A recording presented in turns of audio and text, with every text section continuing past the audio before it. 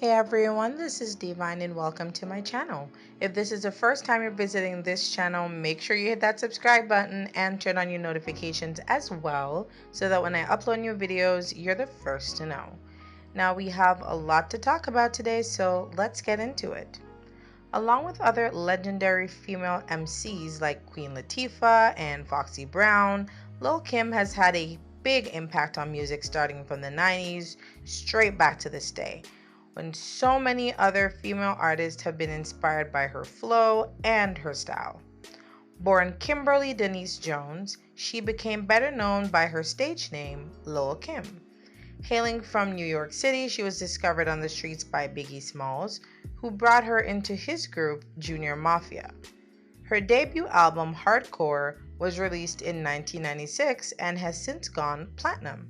Like you would expect from any other female rapper at the top of their game, since the start of her career, Lil Kim has been involved in quite a bit of conflict with other artists. Her career has often been overshadowed by drama, ranging from her long-standing beef with rapper Foxy Brown, the love triangle involving Biggie and Faith Evans, as well as more recent online spats between her and 50 Cent.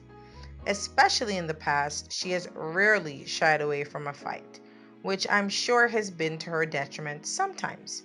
Just like with Foxy Brown, I feel like a beef with Lil Kim has often been viewed as a rite of passage in this industry. Let's take a brief look into a few of Lil Kim's most infamous beefs. In the years following the passing of rapper the notorious B.I.G., aka Biggie Smalls, in 1997, tension developed between his protege and lover Lil Kim and his mother Voletta Wallace. In an interview with Vlad TV back in 2005, Wallace explained what she felt led to the breakdown in her relationship with Lil Kim. She claims that after her son died, she and Kim were very close. But she felt that Kim was being very overdramatic in the media, talking about her late son being the love of her life, and that her son was no longer there, so he could not speak for himself. I wanted to do something and he didn't want me to do it, and we were going through some things, and that weekend, we were going through this for a long time, and it was major. And that weekend, I don't know, he must have had a turn of events or a change of heart, and he was like, you know what, Ma, I decided whatever it is you want to do, I'm going to support you because I love you. He actually told me I'm a beautiful person inside and out. He told me that, and he never was, like, he wouldn't really say much things like that to me. He showed it, but, you know, that was the one time he really expressed from the heart how he felt about me all the way around. And he was like, I want you. Yet, all of these people, including Kim, were speaking for him and making the most of him in the media. She was offended by Kim's behavior and she let her know how she felt, and it looks like Kim got all up in her feelings about it. Wallace made it clear that she didn't care if Lil Kim was offended, but that no matter what, she wishes her well. I did not like the way she was palavering over national television and radio about Biggie, the love of her life, her heart, her nose, her mouth, her butt, every part of her. You know, Christopher is not here to defend himself. And, you know, I was offended. I let her know. And she didn't like it. And I don't give a hoot. I guess she felt that people were just using his name for clout. And at the end of the day, it wasn't really about them. It was about her son. I can tell you one thing about Jamaican moms. They will tell you about yourself and have absolutely no regrets about it. When the biographical film Notorious came out in 2009, Wallace spoke to Angie Martinez about it. She expressed that after watching it, she really wanted to speak to Kim. She said she felt bad for Kim because her son failed to love her the way that she deserved to be loved. She felt like when he just up and got married to Faith Evans, if he knew he was going to get married to her, then he should have sat Kim down and talked to her about it at least. So after seeing all of that and realizing that obviously her son's relationship with Kim was more serious than she had originally thought, she wanted to talk to her personally and find out if all that she saw in the film really happened and see how she felt about it. She felt bad for her and how vulnerable she must have been during their tumultuous relationship. But they're part of that man. that made me angry. Angry because I never saw that part of him. When he left my home, he had a life out there. When he was a teenager, he had a life that I never knew. That young woman I want to hug. There was a young woman in the scene I want to hold. I want to hug. I want to ask her tons of questions. I want to ask a lot of questions. Why? Is this the truth? There's so many questions I want to ask her. Lil Kim. Lil Kim. And I felt bad for her. And I really, really wanted to see her. I want to look in her face because there's so many questions to ask. She said that she wanted to believe that Kim loved him, but she also had so many questions to ask her, especially if her son loved her, because as far as she was concerned, she thought that Kim was just one of his artists. That is all he ever allowed his mother to see of his relationship with Lil Kim.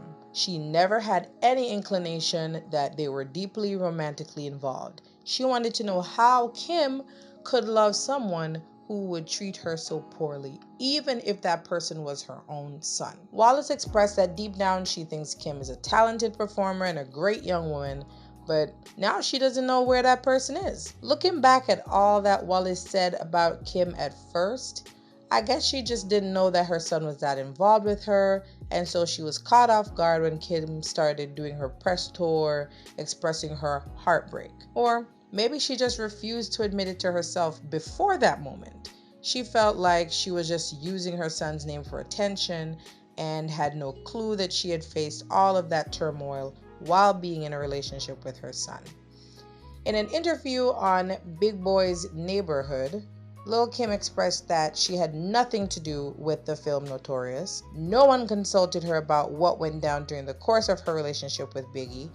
She also spoke about Wallace saying that she's a very sick lady and she is praying for her. She says that after Biggie's death that they were both there for each other, so she was thrown off guard completely by Wallace's negative comments about her after the fact. In more recent years, it seems that Kim and Wallace have reconciled. They were officially spotted together back in 2017 on the 20th anniversary of Biggie's passing. The Nets held a Biggie night during their game, and many of his family and friends were in attendance, including Faith Evans, some of his kids, rapper Diddy, Lil Kim, and of course his mother. They seemed to be in good spirits at the time, and they looked happy to see each other.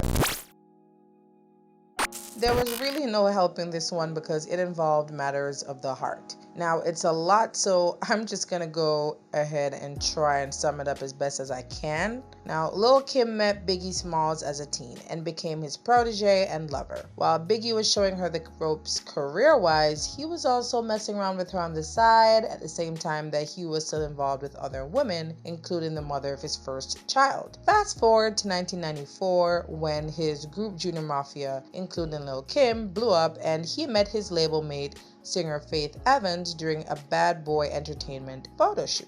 Soon after, they got married. Now, Biggie obviously forgot to give Lil Kim that memo, and I can just imagine what went down when she found out. If I'm to believe the portrayal from the 2009 Notorious film, things got very heated and a little physical when she confronted him about it. But Kim says that the film's portrayal of their relationship was inaccurate, so who knows? That did not stop them from having a full-blown affair during his marriage to Faith Evans. Now, that was not his last affair during that marriage, but that's a whole nother story.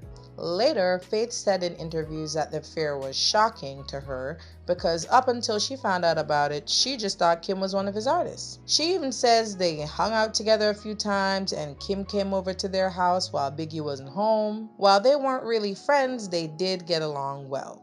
And this was somebody who I had up in my house, taking her to the gym, about to take her shopping, give her my style.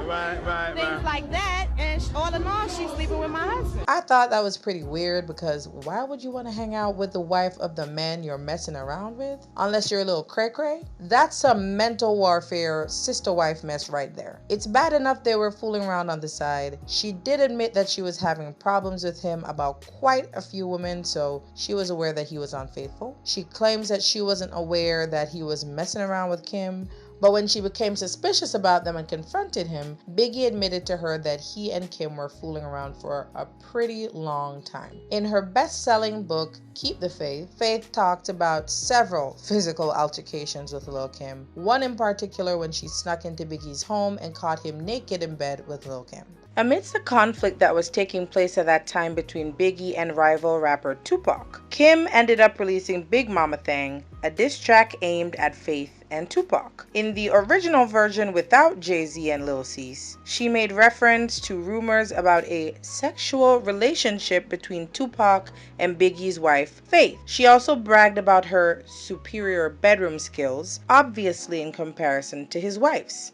After all this time of keeping their relationship on the down low, it was surprising that Biggie even allowed this to be released, but it was probably coming from a place of anger due to Tupac's previously released track, Hit 'Em Up, where he claimed to have slept with Faith and made reference to other associates of Biggie's, including Lil Kim. That obviously did not help the state of Biggie's relationship with Faith either. Big Mama Thang was meant as Lil Kim's own response to that, and I get that, but it was also in poor taste because you're the eternal side chick, and here you are bragging about how much better you are in bed, and the man still ain't owning you publicly. She was really acting up. Now, I won't even get into what motivated Tupac's comments in the first place because this video ain't about Tupac and Biggie. That's for a whole other video. I feel like a lot of the poor behavior that Kim accepted during her time with Biggie really shows how she struggled with her self-esteem. Looking in from the outside, he was with Kim long before he was ever with a lot of these women, but he never publicly owned up to their relationship. He met Faith and quickly married her. After he and Faith's relationship went sour, he was running around with Charlie Baltimore. Kim must have felt some type of way about it, yet she stuck around behind the scenes as the other woman. Over the years, with her physical transformation, the skin lightening and surgeries, I just can't help but feel like that relationship, along with her own insecurities about herself, set the tone for a lot of the choices she made going forward in her life. Based on how her relationship with Biggie has been portrayed, I've got to say that she really allowed this man to take her through it. When he got married, she should have just ended it right there and then. Sticking around after he made vows to another woman is just asking for a life of heartache and pain. I'm not about to knowingly be anyone's side piece. Plus, I wouldn't want that to happen to me, so I'm not about to do that to another woman while smiling in her face like we're good. So that was definitely trifling on Kim's part. Now, I know some of you are going to say that she was there before Faith, but the fact is that he chose to marry Faith. At that point, I would no longer allow him to play games with my emotions, and we would have had to go our separate ways. What I want to know is what kind of hold this man had over all these women. He did everything. He did everything. Was he the best lover you ever had? I mean, obviously, I used to go crazy over him. Yeah. I know she was really young when they hooked up, and it takes some time to mature and get your life together, but she really allowed this man to treat her like dirt, and no one deserves that. For Faith, I feel like all of this energy should have been directed towards her man, Biggie, from the get-go. A lot of hurt women make the mistake of going after the other woman, and I'm not saying that many of these women don't get into these affairs knowingly, but at the end of the day, keep that same energy for your man, because he's the one who went out there and betrayed you. He's the one who owed you loyalty. The other women don't owe you jack, as bad as that might sound. Now, she did say that when she looks back on those days, she went out of character a lot. and that she still can't believe the situations that she put herself in while confronting his side chicks. As for Kim, no one but her knows the full extent of her relationship with Biggie, but running around with married men ain't cute, no matter the circumstances. However, if it wasn't her, it certainly would have been somebody else, and there already were many other somebody else's, because she wasn't the only one he was messing around with during his marriage.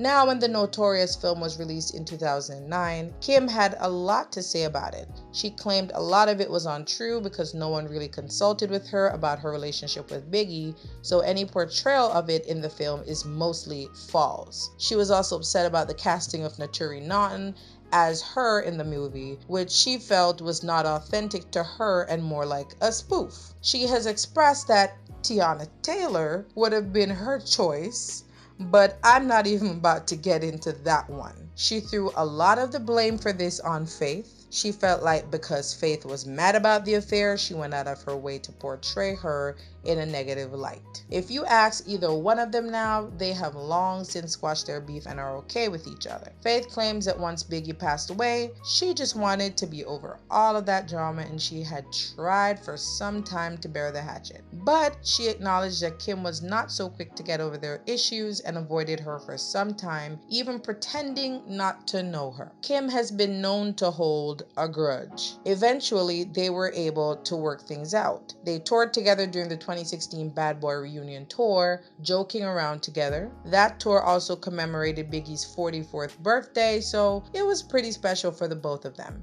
They also collaborated on a song together called Lovin' You for Life, which was featured on the King and I, a Faith and Biggie duet album, where they reflected on their love for Biggie. In an interview, Faith revealed that she encouraged Lil Kim to get real on the track about how she felt for Biggie and what she missed most about their relationship together. They obviously have some kind of understanding now about what went down back then and have decided to move forward in a better direction.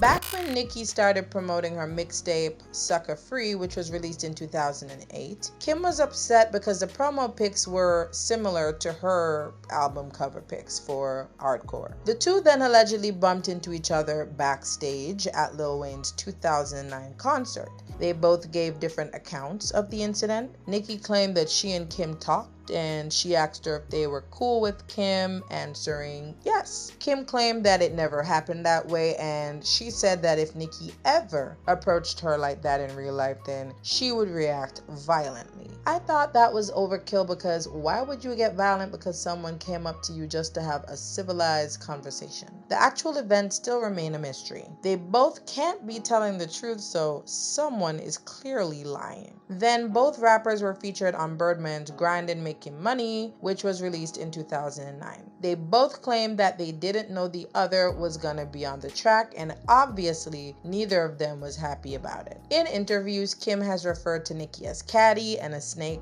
She felt like Nicki wasn't paying homage to the rappers who came before her. She also expressed that if Nicki was gonna benefit from copying her image, then she should be compensated in some way. She felt like any love shown by Nicki to her publicly was just a publicity stunt. Nicki once stated on the Angie Martinez show that every time Kim was in the news, it was because she was in conflict with someone, like Foxy Brown, Eve, Remy Ma, Biggie's mother Voletta Wallace, and now her. She called out Kim, saying that she should focus on making new music instead of constantly running her mouth. Now, it's been speculated that in Roman's Revenge from her 2010 debut album Pink Friday, she referred to Kim as a has-been, among other things, although Nicki has denied this. But come on. Subliminal or not, we all know who she was talking about. She also fired shots at Kim on Kanye West's Monster.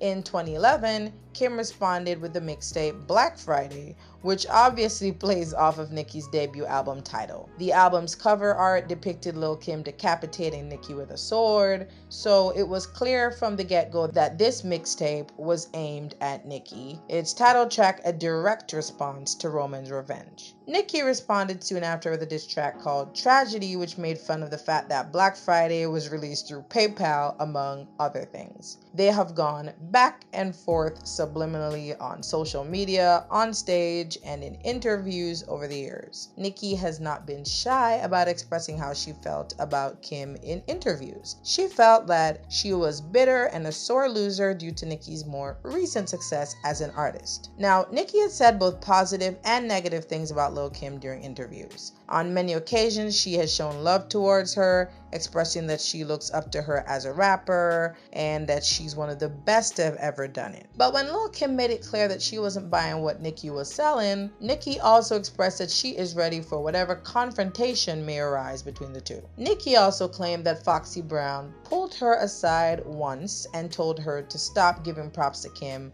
because she didn't like her.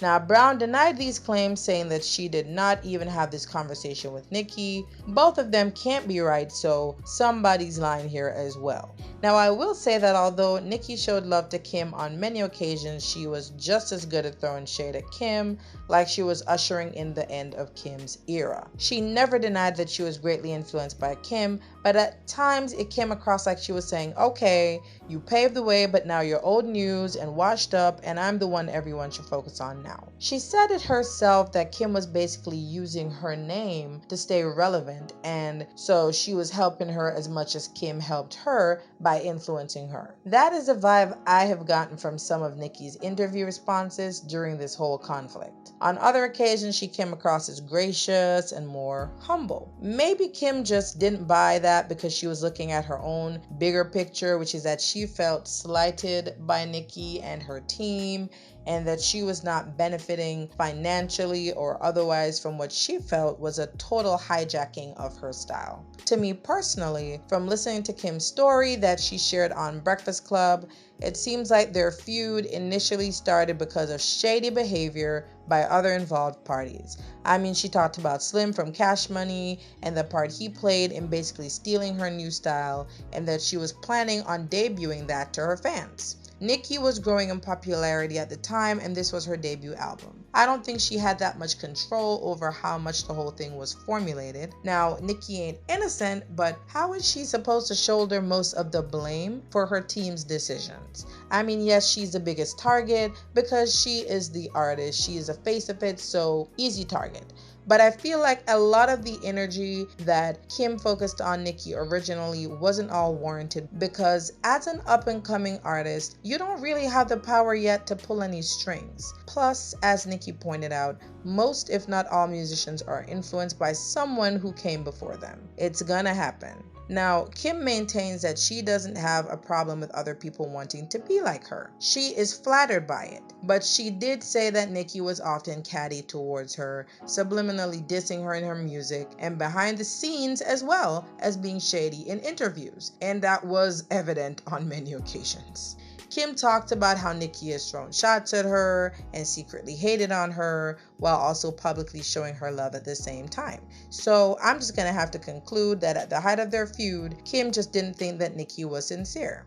Plus, she believes that Nicki didn't just want to be successful, she wanted to be the only one left standing, basically undermining other female rappers. Having said all of that, we can't deny that they stole a lot of stuff from Kim in terms of style, attitude, album covers, and so on. So Lil Kim wasn't wrong to say that they stole her swag in terms of how Nicki has been marketed over the years. Some people may say, oh, imitation is the sincerest form of flattery, but sometimes it came across like they went beyond just imitation. However, that does not take away from the fact that Nicki Minaj came into her own and really stood out as an icon and a legend in her own right. She built a strong career and has amassed a huge, very, very faithful fan base. And since that first mixtape right up until now, she is still doing her thing. Well, after almost a decade of back and forth between them, it seems like the years have mellowed them out a bit, and they have managed to somewhat call a truce. In 2018, during an interview, Kim said she was over the beef with Nicki and wished her the best. Recently, during the 2021 BET Awards pre-show, while speaking to DJ Envy from The Breakfast Club, he asked her who she would like to face off against in a versus battle. Right away, Lil Kim said, Nicki. Now, personally, I don't know if this means they are friends. It could still be coming from a need to one-up Nicki once and for all, but I mean, after having kids and all of their life experiences, maybe they are in a slightly better place than they were back then. Who knows at this point? While Kim has managed to resolve quite a few of her most well-known feuds, I feel like she can really hold a grudge and that she too often went out of her way to respond to people when it would have served her better to just let some people run their mouths. Not to mention she was way too eager to bring violence into situations where it really wasn't warranted. She was way too focused on what other people were doing and saying when she should have just put that same energy towards continuing to make good current music. But I mean, I guess that is a part of that industry. Yes, talent plays a part in things, but oftentimes feuds help to create a buzz around people, keep them relevant in the media, or give them material for new music. So, as much as personal feelings often become a part of it, a lot of it is in the name of entertainment as well. But what do you guys think about it? Let me know down in the comments. Don't forget to hit that subscribe button and share this video. Also, turn on your notifications so that whenever I post a new video, you're the first to know. Until next time.